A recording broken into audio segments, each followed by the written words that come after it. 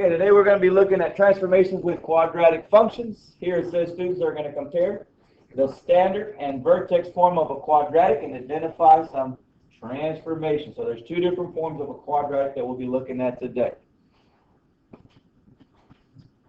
All right, so let's go ahead and get started here. The first thing we're going to do is we're going to use our calculator to generate a table for the function y equals 2 times x minus 3 squared plus 4. So go ahead and get out the calculator. Go to y equals, and let's get that in there. 2 times x minus 3 squared plus 4.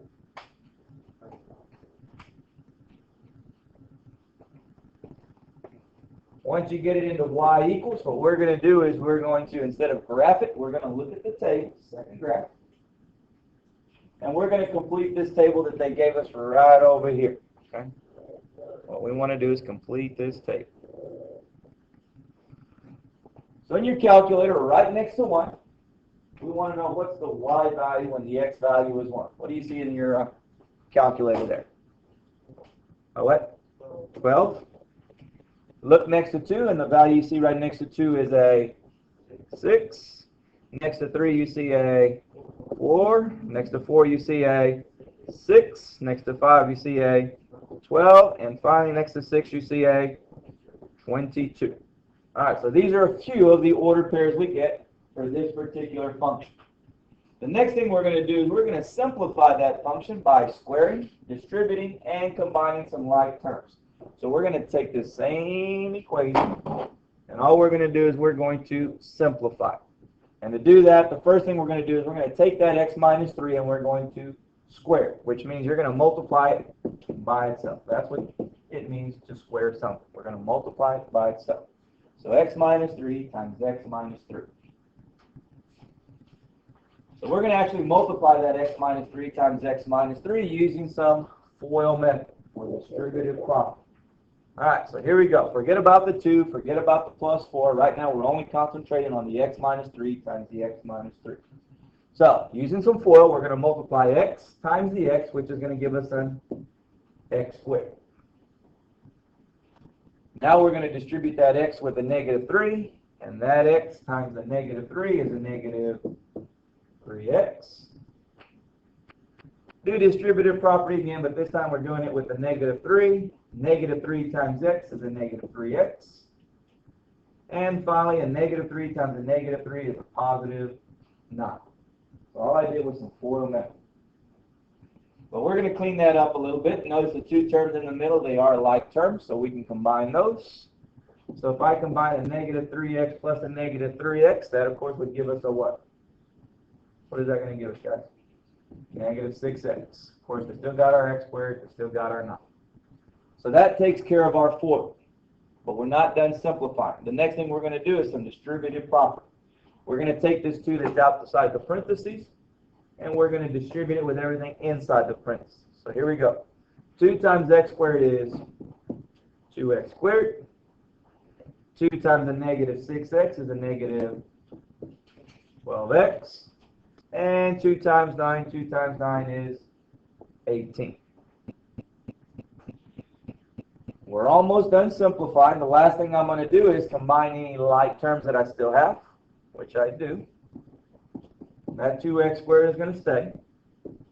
The negative 12x is going to stay. But I am going to combine those like terms, the 18 and the 4. When you take 18 and add it with 4, you get a, what? 22, positive 22. So the new equation I have is 2x squared minus 12x plus 22. And we got that equation by simplifying what we originally had. So right underneath that it says, would these expressions generate the same table of values? Well, let's find out. Go to your calculators. Let's go to y equals again. Y equals. And what I want you to do is, in y1, we're going to type in 2x squared minus 12x plus 22. And we're going to go to our table, and we're going to see if it matches up with this table that we got earlier. So in your table, we're looking to see if we have the order pair 1, 12, 2, 6, 3, 4, 4, 6, 5, 12, and 6, 22. Are those the same values you see in your calculator? Yes, they are exactly the same. So over here where it says Would these expressions generate the same table values? Absolutely, yes. You get the same exact ordered pairs. Now, since you still have that in your calculator, look at the graph. What does the graph look like? What shape is it? The parabola, it's the U shape. All right, so these equations are both examples of what type of function? Which is the function that gives us a U shape? Quadratic. So this is an example of a quadratic. As a matter of fact, both of these are examples of quadratic functions. They both give us a U shape. So it's just two different ways of writing a quadratic, which is what we're going to be looking at today. So here it says, more importantly, these equations show two special forms or types of functions. The first one, which is the one you guys are most familiar with, is the standard form. And that's this right here, ax squared plus bx plus c. That's the one we typically see back in Algebra 1 in geometry, and of course here. The new one I'm going to introduce is the vertex form. And that's going to be this one right here, y equals a times x minus h squared plus k. And I'm sure some of you that are taking some pre-cal right now, you're already familiar with that, right? You've seen that before.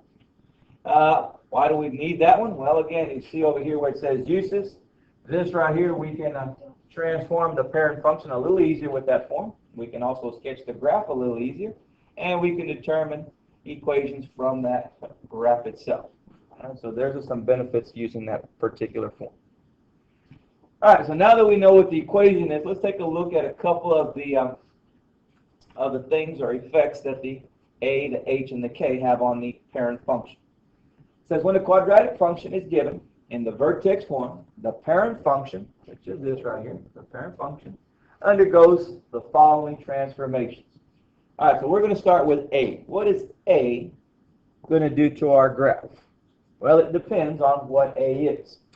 First thing it says is if a, or the absolute value of a, is greater than 1, then it's going to stretch it vertically. It's going to make the graph look skinny. If a, or the absolute value of a, is between 0 and 1, well, then it's going to compress it vertically. It's going to squash it down. It's going to make it look wider. That sounds familiar. I think we've seen that already before, haven't we? That's the same thing that we have over here. Right? Use the same transformation we talked about at the beginning of the year. So if a is greater than 1, we're going to stretch it vertically. If it's between 0 and 1, we're going to compress it vertically. The next thing we're going to look at is k. K is the number outside the parentheses. It's this one right here. So what exactly is the k going to do to the graph? Well, again, it depends on what kind of number we're dealing with. It says if k is a positive number, we're going to move the graph up. If k is a negative number, we move the graph down. Again, that should sound familiar. These are the same things that we've already talked about. H. H is referring to this thing that's inside the parentheses, that number right there. What is that number going to do to our graph? Well, it says if a is if h is a positive number, it's going to shift it to the left. If h is a negative number, it's going to shift it to the right. Again, that should already sound familiar. These are things that we've already discussed. Last thing you see over here is the vertex of the parabola is going to be the coordinate hk, which I'll point out to you here in a minute once we actually start graphing. Hk is the actual vertex, which is why we call it the vertex form, because h and k represent the vertex. And what again is a vertex? The lowest or the highest point on our graph. Sometimes we have the highest, or sometimes we have the lowest, depending on which way it opens up. All right, so here we go. Now let's get into the sample problems. There's a couple of things they're going to ask for in these sample problems. There's an A through E. A, they want to know, is there any reflection in our parent function? B, they want to know what kind of vertical shifting is going on. C, they want to know what kind of horizontal shifting. D, they want to know, is there any stretching or compressing, and if there is, by what factor? And E, the last thing they want you to do is graph the actual function itself. Okay? All right, so here we go with number 1. A, state if there is a reflection over the x-axis. Well, remember at the beginning of the year, we said the only way there can be a reflection is if we have a negative sign in front of the function or in front of our parentheses. Do we have that? No. So are we going to have any reflection on number 1 here? No. There is no reflection on number 1. B, identify any vertical shifting. Vertical shifting is our K, which is this number out here. Right now it says 8 plus 4. What is that plus 4 going to do to the graph? Move it up 4 units. So let's write that down for part B. We're going to move up 4 units. Adding moves the graph up, subtracting moves the graph down. The next thing we're looking at is the C, the horizontal shifting. That's the H. That's this right here. It says minus 2. What exactly is the minus 2 going to do to our graph? What kind of effect does it have on our parent function? And we're talking horizontal, guys. Is it going to move it left or right? To the right. How many times is it going to move it to the right? 2 units. Next thing we have is D, identify any vertical stretching or compressing, and by what factor? Well, the only way we can have vertical stretching or compression is if we're multiplying the function by some number, which we're not in this case. So there is no vertical stretching or compressing. We're just going to write down no. So now we got the information we need. Now we're ready to graph. So we're going to take that parent function. We're not going to flip it or reflect it over the x-axis. There was none of that. But we are going to move it up 4 and to the right 2. So let me start there. I'm going to take the vertex, which right now is at 0, 0. We're going to move it up 4, 1, 2, 3, 4, and to the right 2, 1, 2. That would put the vertex right there. That is our new vertex. We moved it up 4 to the right 2. Now remember, we said there was no stretching or compressing. So the parabola is going to look pretty much like what we have right here. It's going to be the same as our parent function. 1 point is not good enough, guys. We're not going to come over here and just sketch any old U-shape. We want to make sure we're as accurate as possible. So we're going to need some more points, some more ordered pairs. Where are we going to get those ordered pairs from? What's that? Calculator. That's one way. We can do it manually, or we can get them off the calculator. I think right now we're going to get them off the calculator. So let's go to our calculators and let's type in this quadratic, x minus 2 squared plus 4.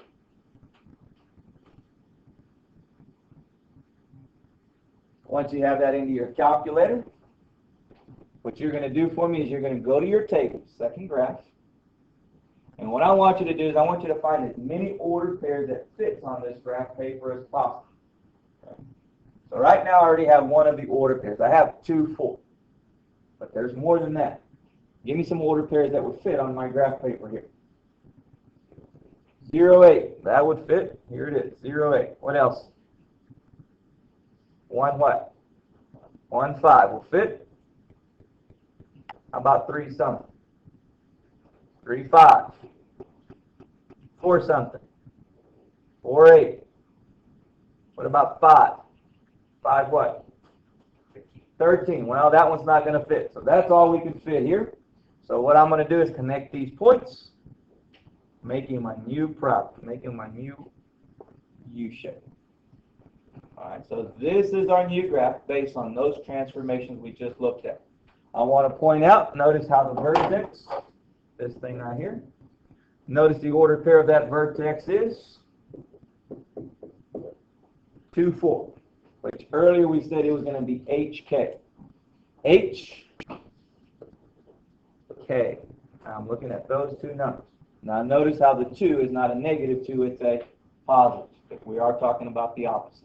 So 2, 4 is the new vertex, which again, this is why we're calling it the vertex form, because those two numbers point out where our vertex is going to be. All right, let's go to the next one, number 2. We're looking for the same things. First thing we're looking for is reflection. Is number 2 going to have some reflection? Yes. Why? How do you know there's a reflection? Because of this negative sign right there. That's how we know that there's some reflection. Next thing I'm looking for is the vertical shifting. Vertical shifting is caused by our K, which is this right here. So what kind of shifting are we going to have on this? Marissa, what are we going to have? Down 5 units. So that minus 5 is moving the graph down 5 units. C, horizontal shifting, sideways. So what are we going to have here? What is that -4 going to do to our graph? To the right. How many times are we going to move it to the right? 4. We're moving to the right 4 units. The next thing I'm looking for is vertical stretching or compressing. And that's caused by multiplying the function by some number. Are we doing that on this one?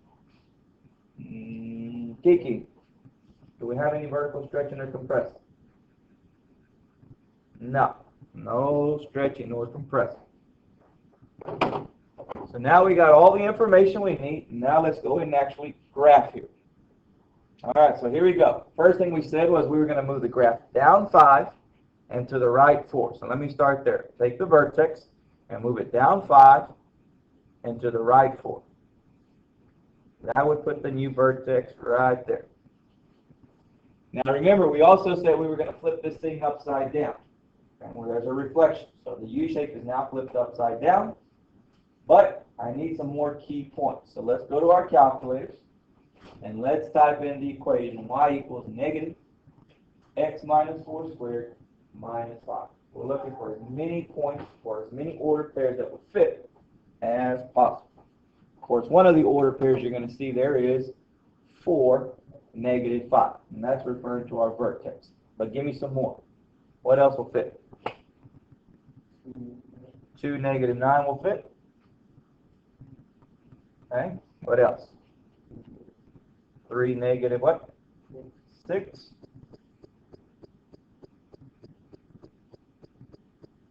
You know what? I think I put this one down too much here. Let me fix that one.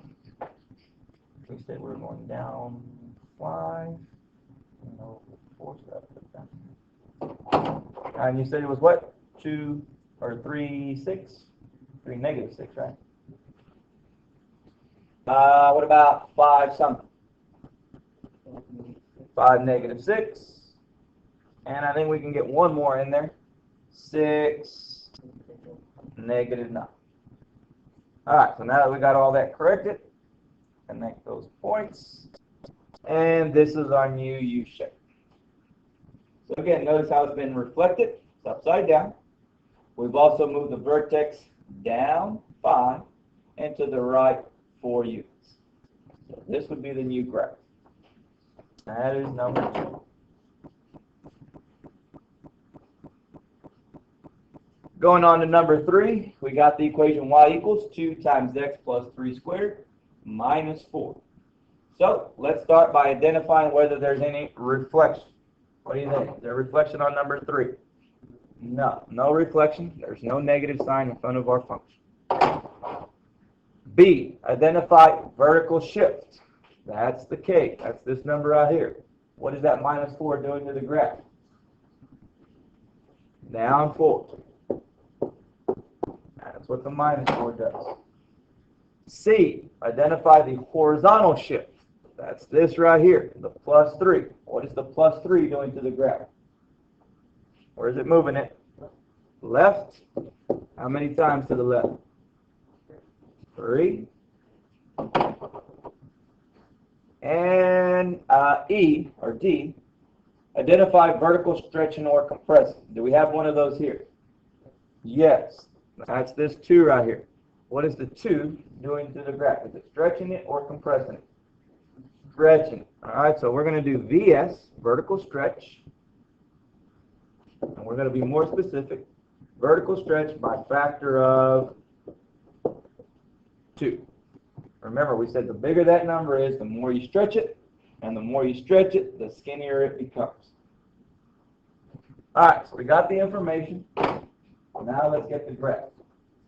So here's what we said. The vertex is going to be moved down 4 and to the left 3. So let's start there. Let's move it down 4 and to the left 3. That would put the vertex right here.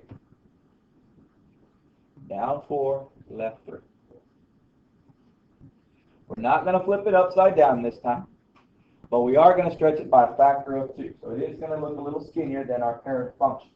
So let's go ahead and put that in our calculator so we can get some more points, some more ordered pairs. Of course, we have already got the negative 3, negative 4. That one's taken care of. Give me some more, though. What else is going to fit? What do you see next to negative 2? Negative what? Negative 1, positive 4, I think I heard.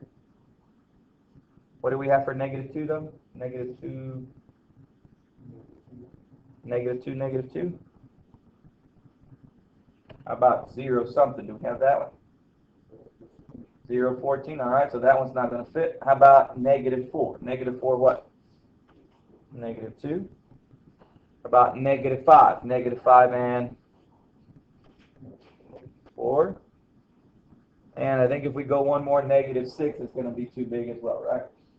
All right, so this is all that's going to fit on our graph paper, so we'll go ahead and go with that. Connect the points. And here's what we get for our U-shape. Notice how it's a little skinnier, a little narrower than our parent function. And that's because we stretched it out by a factor of 2. That's what the 2 is doing to the graph. It's making it skinny. That's number 3. Okay, we're going to go on to number 4 here. Number 4, we have y equals 1/2 x plus 5 squared. First thing we're trying to do is identify whether there's any reflection. Is there any reflection on number 4? No, there is no negative sign in front of the function, so no reflection. B, vertical shifting. Vertical shifting is caused by k. Do we have a k? No. So is there any vertical shifting? No, none of that. C, identify horizontal shifting. That's this number right here. That's the h. We do have some horizontal shifting. The question is which direction? Right or left? Left. And we're going to move to the left 5 units. And D, vertical stretching or compressing. Do we have vertical stretching or compressing? Yes, which one? There's a 1/2 in front of the parentheses. What does that do? Compress it. It's going to make it look wider. So we're going to do VC, vertical compression. We're going to be more specific, though, by a factor of 1/2. So we're compressing. It's going to look a little wider than the parent function itself. So let's go ahead and get its graph.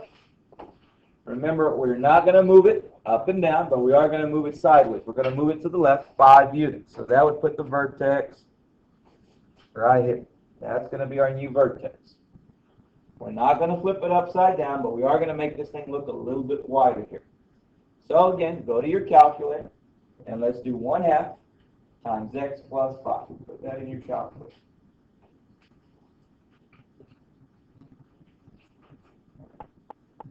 Give me some points. Give me some more ordered pairs here. Let's start with negative 4. What do you see next to negative 4?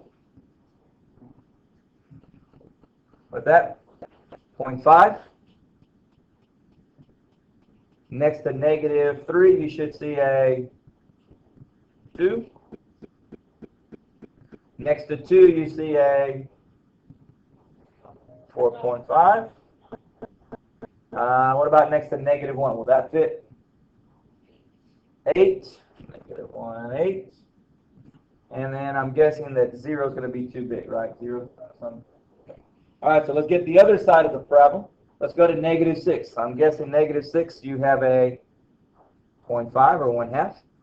Next to negative 7, you should see a negative or a positive 2. Next to negative 8, I'm guessing 4.5.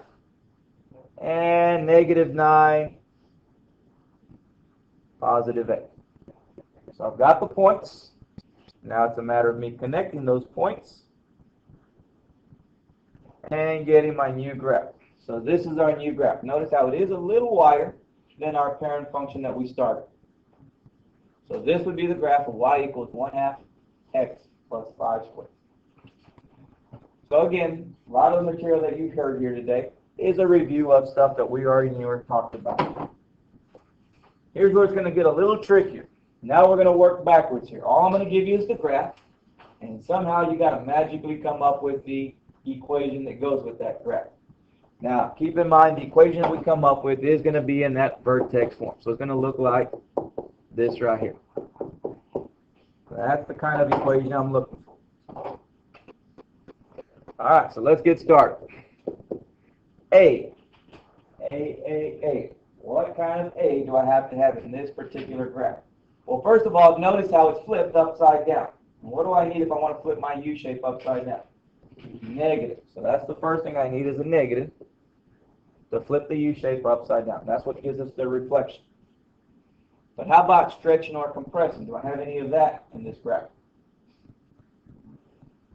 Is there stretching or compressing in this graph? No, there is no stretching or compressing.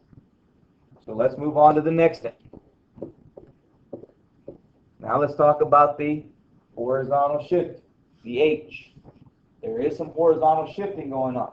Remember, typically we start right here, 0, 0. That's where the parent function starts. We've moved from there. Which direction did we move? To the right. And how many did we move to the right? 3 units. So what do I need inside the parentheses to show that moving to the right? 3 units. -3. Now we're talking about the vertical shifting, the K. Notice how we moved up. How much did I move up? How much are we moving up, guys? 5. So what do I need at the end of this?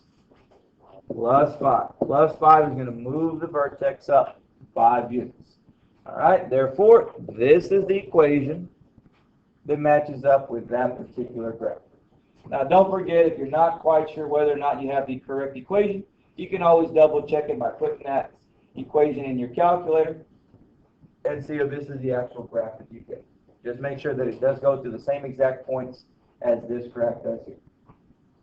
All right, I want you to do the next one, and then we'll take a look, see whether you get it right or wrong. Number 6, see what you come up with for your equation.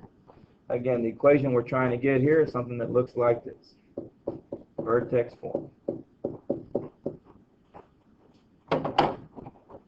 Vertex form.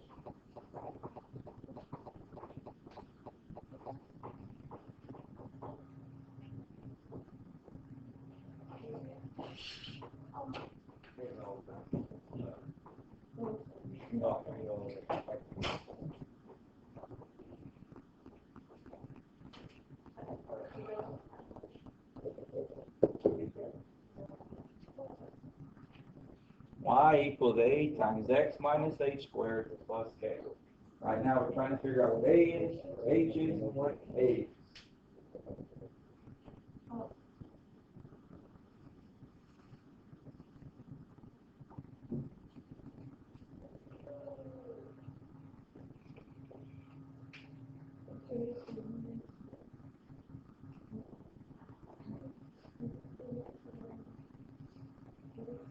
All right, let's see how you guys did. Lindsay, help me out. What did you get for your equation?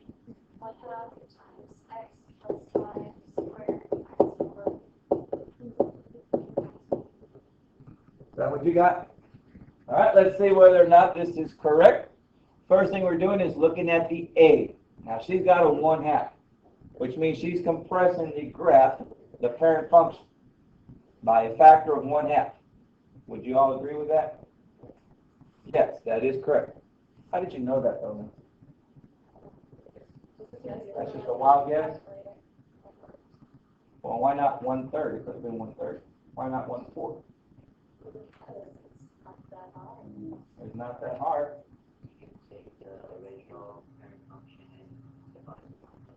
All right, that's exactly what's happening, guys. We're taking the original y value, and we're just dividing it by 2 of our parent function. Well, yeah, in this case, or multiply it by 1/2, right? The +5 is what's moving the graph over to the left 5 units. The -4 is what's moving the graph down 4 units. So you are correct here. Notice there is no need for a negative because there is no reflection over the x-axis. Therefore, this is the correct equation. All right, so that takes us through our notes.